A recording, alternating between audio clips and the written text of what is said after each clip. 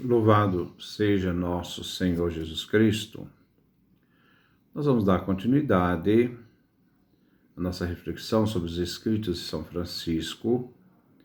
Estamos aqui na regra não bulada.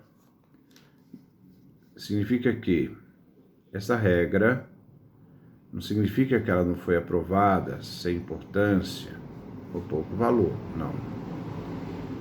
Essa regra, que por muitos anos orientou a vida de São Francisco e dos primeiros frades. A sua redação final aconteceu em 1221. O título não bulada indica apenas o fato de então ter recebido uma bula papal. E nós estamos então no capítulo 4 dos ministros e dos outros irmãos e como devem se dispor. Então continuamos ainda a leitura da regra de São Francisco, a regra não bulada. E afirma: em nome do Senhor, porque Ele é a razão de toda a vida comunitária, de toda a vida religiosa, todos os irmãos constituídos ministros, isto é, os ordenados, e servos dos outros irmãos, que têm uma noção de que aquele que é ordenado está a serviço da comunidade. Ele não é uma autoridade no sentido de ser superior, mas ele é um irmão que está a serviço, ele é um servo da comunidade, ele é um servo dos outros irmãos. Nas províncias e nos lugares onde estiverem, eles pertencem onde eles moram. Admoestem-nos espiritualmente e os confortem.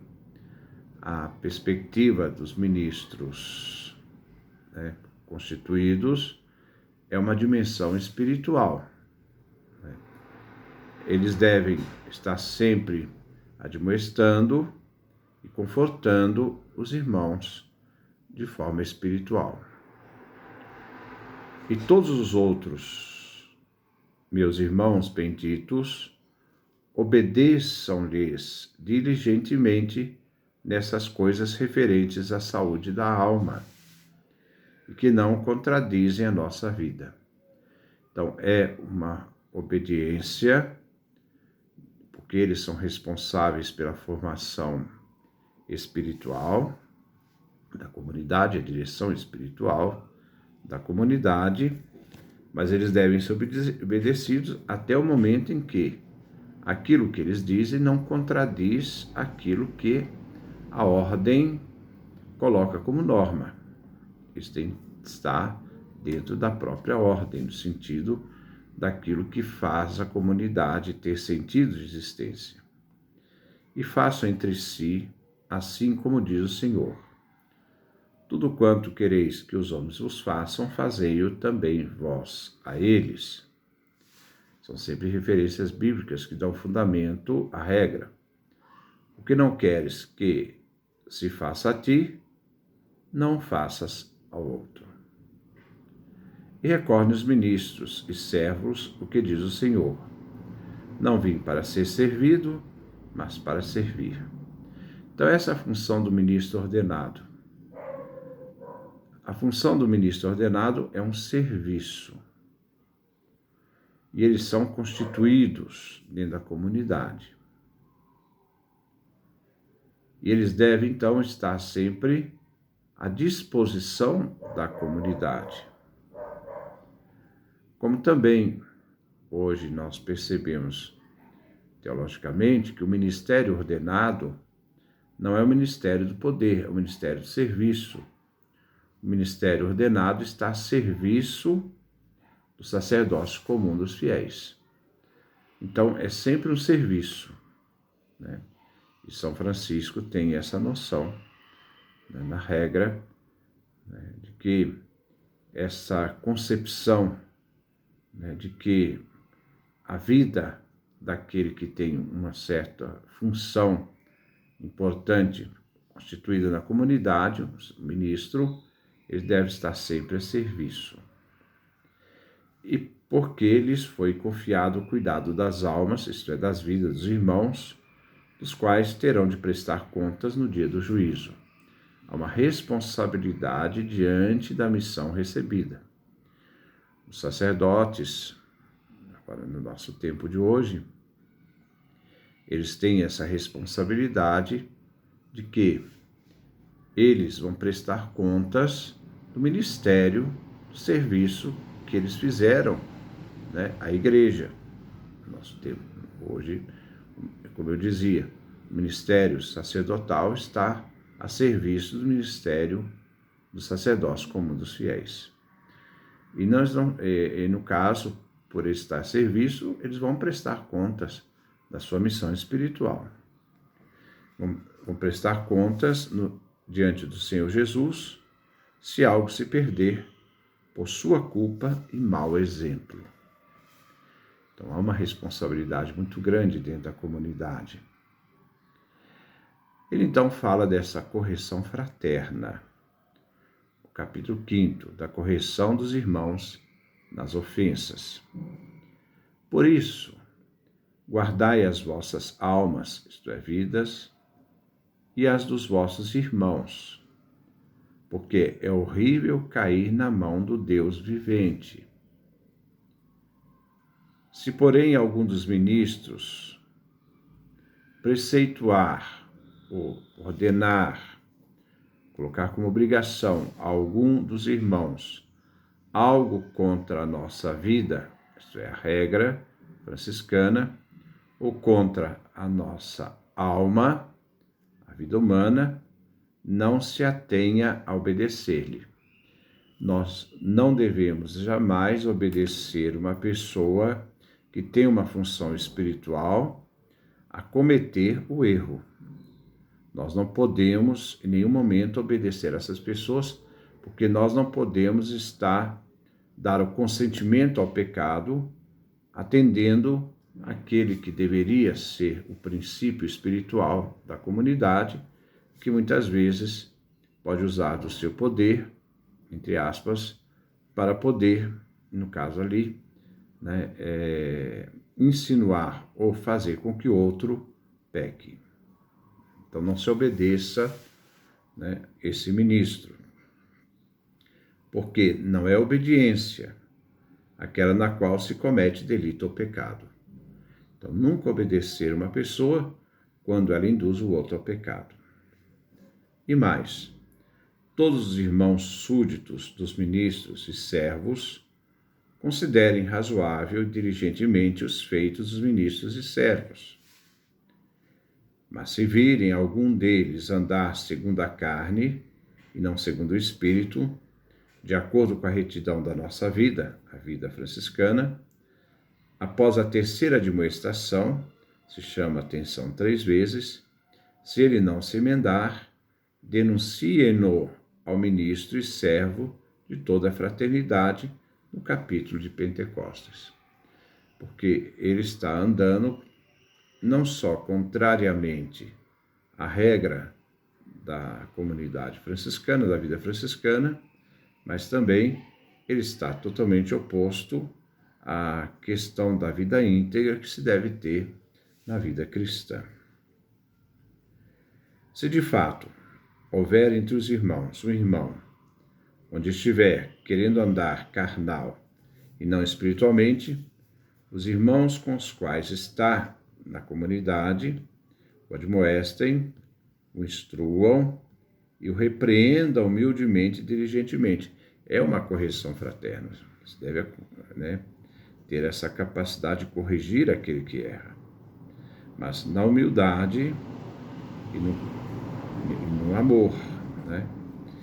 E se ele, após a terceira admoestação, não quiser se emendar, enviam-no ou façam saber quanto antes ao seu ministro e servo. Fale às autoridades, no que fala àquele ministro que é responsável pela comunidade, para que tome atitude diante deste servo, desse ministro. e o ministro e servo haja a respeito dele como lhe parecer mais conveniente segundo Deus, sempre na caridade, mas deve agir, não se pode omitir. E acautelem-se todos os irmãos. Os irmãos têm que ficar atentos, tanto os ministros e servos como os outros, de não se perturbarem nem se irritarem por causa do pecado ou do mal de outrem. Então, quer dizer, diante do erro do outro, nós em nenhum momento devemos, nos escandalizar diante desse pecado, do irmão. Nós devemos estar, mesmo diante disso, estar atentos, receptivos na questão da misericórdia, porque se por acaso você se sentir incomodado, é porque no fundo você se sentiu também tocado pelo pecado do outro. Mas ajudem espiritualmente, como melhor puderem, aquele que pecou, porque não é para os sadios que o médico é necessário, mas sim para os enfermos. Então, aquele sentimento de escândalo, de perplexidade, não. Nós devemos, diante daquele que pecou, nós podemos dar essa reação. Sempre uma atitude de acolhimento, receptividade, estar sempre acautelado, para que nós não possamos, em nenhum momento, se indignar ou deixar a pessoa indignada diante da nossa reação. Elas perceberem sempre na pessoa essa atitude de abertura, de misericórdia. Talvez a figura melhor que caiba aqui é a figura do Pai misericordioso, que está ali, eu estou acrescentando uma coisa aqui, que está ali quando recebe o filho, não cobra do filho o erro que ele fez, como se o pai dissesse, está vendo, não te falei, você fez errado. Não, o Pai misericordioso não faz isso. O Pai misericordioso vê o filho que caiu voltar, a atitude do Pai misericordioso é correr ao encontro, acolhê-lo e fazer festa. Essa atitude do cristão. Não é a atitude dessa perplexidade, sentir escandalizado pelo outro. O Pai misericordioso não ficou escandalizado, simplesmente é o filho que volta e que é acolhido. Assim se faz uma correção fraterna. Do mesmo modo, nesse gênero de vida, nenhum irmão tenha poder ou dominação, principalmente entre si. Essa questão do poder, achar que aquele poder que manda, aquele poder que impõe, aquele poder que fere, aquele poder que agride, isso não faz parte do cristianismo, nem da comunidade, nem das regras de São Francisco. Pois, como diz o Senhor no Evangelho, os príncipes dos povos os dominam e os que são maiores exercem poder sobre eles. Assim não será entre os irmãos, mas todo aquele que quiser tornar-se maior entre eles, seja ministro e servos deles. E quem entre eles é o maior, faça-se o menor. É sempre uma atitude de serviço, uma atitude de misericórdia, uma atitude onde se coloca na humildade diante daquele que errou. Não na tentativa de poder condená-lo, mas na tentativa de fazer com que ele tome consciência do erro e volte, então, à comunhão. Nenhum irmão faça ou fale mal do outro. Talvez, às vezes pode falar realmente como a maledicência. Você fala é verdade, mas você fala para poder agredir, atingir, desprezar a pessoa do outro. Então, nenhum irmão faça ou fale mal do outro. Antes, pelo contrário, sirvam, obedeçam de boa vontade uns aos outros pela caridade do Espírito. Então, é sempre uma atitude né? Porque às vezes, normalmente, quando nós falamos mal do outro, a gente fala mais por pura inveja. É uma forma de desprezar a realidade do outro e aquilo que o outro representa, aquilo que o outro faz, às vezes, na comunidade. Ao se sentir, às vezes, até preterido diante da comunidade, a melhor forma, então, é diminuir o outro, falando mal do outro, para mostrar que você é melhor do que o outro. São artimanhas da maldade, que muitas da perversidade que está dentro do próprio ser humano. E ele continua. E essa é a verdadeira e santa obediência de nosso Senhor Jesus Cristo. E todos os irmãos, cada vez que se desviarem dos mandamentos do Senhor e vagarem fora da obediência, porque sempre aquele que vive na fraternidade franciscana deve estar sempre atento ao voto da obediência, como também nós devemos aprender o voto da obediência. A obediência é uma disposição para ouvir. E claro que na comunidade franciscana, para ouvir aquilo que é a regra que dispõe a forma como deve ser organizada a comunidade, sempre para o bem da comunidade, sempre para a vivência plena dos conceitos evangélicos da vida em Cristo. E todos os irmãos, cada vez que se desviarem dos mandamentos do Senhor e vagarem fora da obediência, como diz o profeta, saibam que fora da obediência são malditos. É tomar consciência de que, ao não agir de acordo com a virtude cristã, ao não agir de acordo com os mandamentos, ao não viver a integridade dentro da comunidade, ele tem que tomar consciência de que ele mesmo fez uma escolha e que esta realidade, ao estar fora da obediência, ele mesmo se torna maldito. Ele fez uma escolha. Mas ele é maldito enquanto se mantiverem cientemente em tal pecado, porque ao converter, eles já não estão mais. E quando perseverarem nos mandamentos do Senhor, que prometeram pelo Santo Evangelho e pela própria vida, é uma decisão pessoal, livre, saiba que estão na verdadeira obediência e sejam abençoados pelo Senhor. Então aqui nós vemos, essa nossa reflexão, que no caso aqui corresponde ao nosso terceiro encontro, dessa regra não bulada. A gente fala da comunidade, mas nós também podemos ver a nossa vida diante disso.